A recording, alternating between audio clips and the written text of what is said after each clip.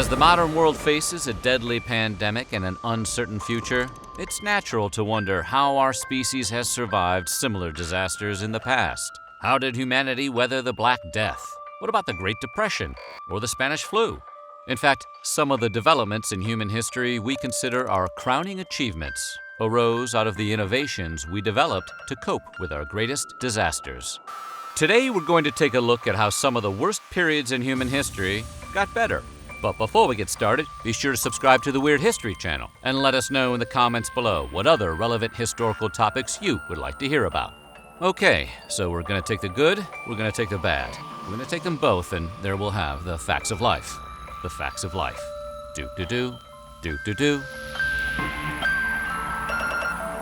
In 1918, a devastating pandemic that came to be called the Spanish flu swept across the world.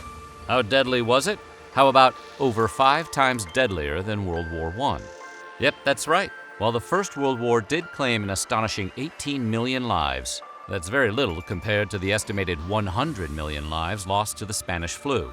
But when the pandemic eventually ended, it triggered major changes for medical care in nations all across Europe. Realizing that public health is far too complex to treat as just a challenge to an individual, several European governments concluded that it was a public issue. Those nations quickly converted to universal healthcare systems. In the 1920s, European governments began offering healthcare at no out-of-pocket cost to the individual, with the related expenses paid by everyone through taxes or other mechanisms. The Soviet Union was the first to introduce a public healthcare system, with several other Western European nations developing their own models soon thereafter. In 1666, England's capital was consumed by a devastating fire that destroyed 80% of the city. And just to keep things interesting, an outbreak of the plague was sweeping across the country. What came to be called the Great Plague ultimately killed a full 20% of London's population. However, despite the death and destruction, England would quickly bounce back from both the fire and the plague. The turnaround didn't happen by itself, though. The injured nation got a hand from their scientific community. In London, Robert Hooke and Christopher Wren used current scientific principles to create a new vision and a new layout for the capital. Meanwhile, in Cambridge, the plague forced a young Isaac Newton to retreat to his home and bide his time by conducting experiments. During this time, Newton developed calculus and conducted landmark experiments with light. Oh yeah, he also came up with the theory of gravity. Of course, Newton didn't have to catch up on episodes of Fargo. He had that going for him. In 1929, the stock market crashed hard, and in the ensuing Dust Bowl of the 1930s, the United States found itself in the midst of a severe economic crisis. Unemployment hit 25% in 1930, and over 15 million Americans found themselves hunting for work. The efforts of the White House, occupied by President Herbert Hoover from 1929 to 33, had little effect on stopping the growing impact of the economic meltdown. A reluctance to interfere with the economy and a protectionist trade strategy are often cited as missteps in managing the situation. His successor, Franklin Delano Roosevelt, scrambled with a very different approach. Roosevelt tried many programs to shorten the economic crisis. These can be collectively described as the New Deal starting in 1933, and another round of initiatives sometimes referred to as the Second New Deal in 1935. The changes under FDR affected taxes, housing, unemployment insurance, Social Security, banking, international trade, infrastructure.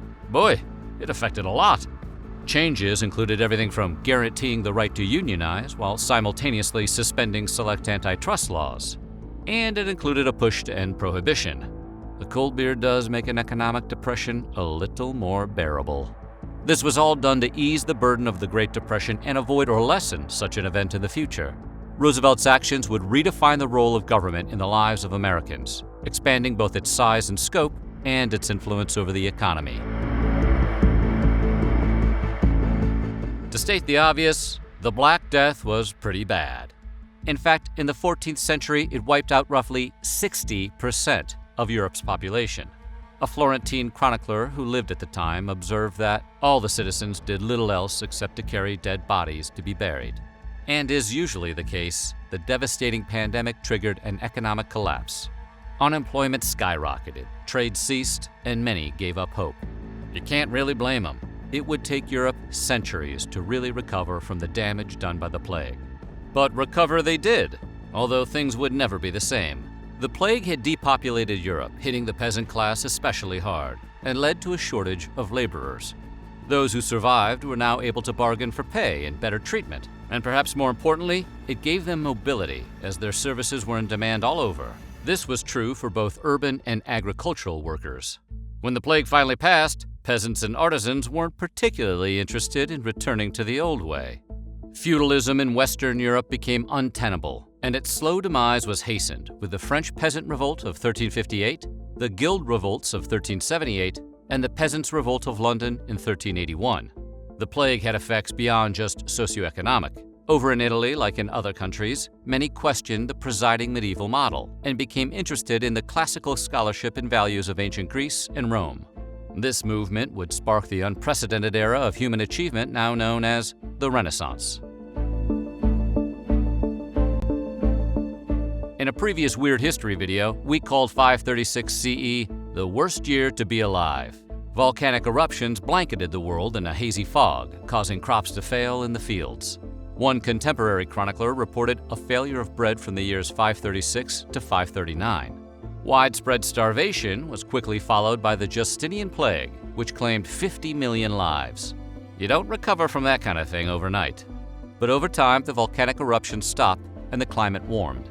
In the Middle East, wetter weather even helped the climate flourish. In Constantinople, Emperor Justinian, who was probably less than thrilled to now have a deadly plague named after him, worked to reform the Byzantine Empire and set in on a more stable path.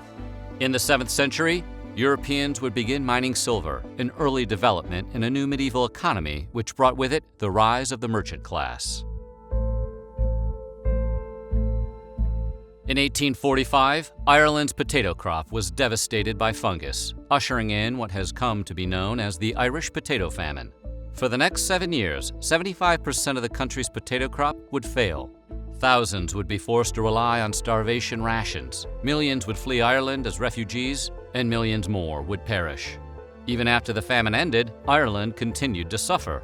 But at the same time, Irish refugees who settled in countries around the world spread their culture, enriching places like the United States, which became home to almost 1 million Irish immigrants in the 1840s and 1850s. Those immigrants would become the backbone of the new industrial economy, and while they faced bigotry in their new country, by the 20th century, one Irish Catholic descendant would become president. That was John F. Kennedy. On October 8, 1871, the Great Fire of Chicago was sparked, as folklore has it, when Mrs. O'Leary's cow kicked over a lantern. And while that might not really be the cause of the fire, the disaster did really claim hundreds of lives. It also really left tens of thousands homeless and destroyed close to 18,000 buildings. In the aftermath, the city undertook what was called a Great Rebuilding. New building codes improved safety, and architects of the Chicago School were soon designing high-rises that would reshape the city's skyline forever. British journalist Mary Ann Hardy, who visited Chicago after the fire, remarked, "Phoenix-like, the city has risen from the ashes, grander and statelier than ever." After victory in Europe was achieved by German surrender in World War II, conflict continued in the Pacific Theater with devastating casualties. In a bid to secure the end of the war and an unconditional surrender from Japan, on August 6, 1945, the United States of America dropped an atomic bomb on the Japanese city of Hiroshima. The attack would claim 80,000 lives, and thousands more would perish from radiation poisoning in the years that followed. Japan, estimating that no more than 1 or 2 similar bombs could exist, decided to endure the destruction and the war would continue. In response, the U.S. would drop another atomic bomb 3 days later, this time on Nagasaki.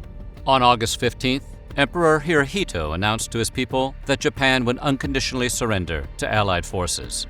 These attacks would be the first time and the last time any nation would use a nuclear device on a city. While the Cold War saw several close calls, the U.S. and Soviet Union managed to avoid nuclear conflict, and in 1968, they even came together to agree to stop the spread of atomic devices. The Treaty on the Non-Proliferation of Nuclear Weapons brought together all 5 states that held atomic devices as of 1970: the United States, the Soviet Union, the United Kingdom, France, and China. Along with non-nuclear countries, the signatories agreed not to use atomic devices or help spread them. The treaty also called for the 5 nuclear countries to begin reducing their stockpiles. The French Revolution and its fallout would end millions of lives. The infamous Reign of Terror alone would send thousands to the guillotine, including the King and Queen of France. It wasn't what the revolutionaries originally had in mind. At first, they pushed for a constitutional monarchy, but things got out of hand and quickly devolved into a radical bloodbath. You know how it is. Anyway, the world watched the French Revolution, and in some countries it triggered reactionary movements, while in others it encouraged governments to adopt more democratic reforms. But perhaps most importantly, the French Revolution pushed forward the concept of human rights. The Declaration of the Rights of Man and of the Citizen was passed by the National Assembly in 1789. It declared that all citizens hold the right to liberty, property, security, and resistance to oppression.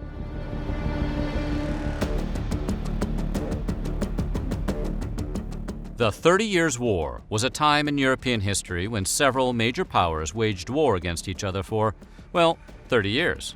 Triggered by religious conflicts rooted in the Reformation, the war dragged on all the way from 1618 to 1648. By the time it was over, roughly 8 million people were dead. Over time, what started out as a religious conflict morphed into a battle for Europe's political future. Finally, the Peace of Westphalia brought the fighting to an end and laid out a new course for 17th century Europe. The settlement set the boundaries of Europe's countries through a mutually agreed-upon legal process, and for the first time in recorded history, Europe resolved an extremely complex geopolitical conflict using the law rather than war. A new balance of power was established, and religious freedom was even extended to several minority faiths. While European powers would wage massive wars in the following centuries, the Peace of Westphalia would always provide a roadmap for solving problems without bloodshed. During ancient China's Warring States period, rival kingdoms waged war to expand their territories. Starting in the 5th century BCE, warriors were constantly clashing on the battlefield. The whole thing went on about 300 years and finally ended with the Qin unification of China. During this time, the brutal emperor Qin Shi Huangdi suppressed his rivals by executing them and burning their books. He didn't try to hide it either. His plan was plainly known as the burning of the books and the burying of philosophers. Not really a catchy name, but at least it was honest. But eventually, the Han dynasty overthrew the Qin dynasty and ushered in a golden age for China. This stable, innovative period lasted for 4 centuries. During the Han era, China sent diplomats across Asia, explored new trade routes, and established the legendary Silk Road. The period would, for centuries after, be remembered as a peaceful, united time in the country's history. So what do you think? Will our next era be gold or mud? Let us know in the comments below, and while you're at it, check out some of these other videos from our weird history.